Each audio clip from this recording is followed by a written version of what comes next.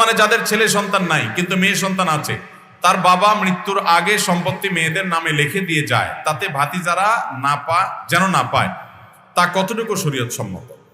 কোন মানুষ জীবদ্দশায় একটা মেয়ে আছে সব সম্পদ লিখে দিয়ে যাচ্ছে, অথবা দুইটা মেয়ে আছে সব সম্পদ তাদেরকে দিয়ে যাচ্ছে, কেন?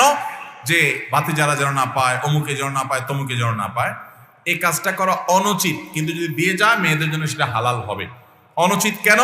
কারণ কোনো ওয়ারিসকে বা আপনার সম্পদ কেউ পেতে পারে, তাকে আপনি বঞ্চিত করার ইচ্ছা করলেন, এটা হলো তার প্রতি একরকমের অবিচার, এটা জুলুম, এটা জায়েজ নাই।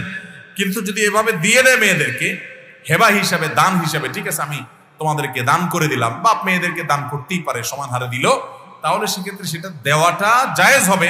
বাট অন্যকে যে ঠকানোর উদ্দেশ্য হয়েছে ওটার কারণে তার কি হবে? গুনাহ হবে। অতএব এরকমটি না করা উচিত। আবাউকুম ওয়া আবনাকুম লা তাদরুনা আইয়ুহুম আকরাবু লাকুম নাফআ, তোমাদের ওয়ারিসদের মধ্যে কে বেশি উপকারে তোমরা জানো না। এই জন্য আল্লাহ যা নির্ধারণ করেছে সে অনুযায়ী দেওয়া উচিত এবং ওইটাকে মানার ভিতরেই কল্যাণ আছে। তবে হ্যাঁ, মেয়েদেরকে কিছু সম্পদ আপনি গিফট হিসাবে সমান হারে ভাগ করে দেন জীবদ্দশা, সেটা ভিন্ন বিষয়। আর কিছু সম্পদ রাখেন যে মৃত্যুর পরে সমান হারে যার যা প্রাপ্য তা পাবে, সবগুলো আপনি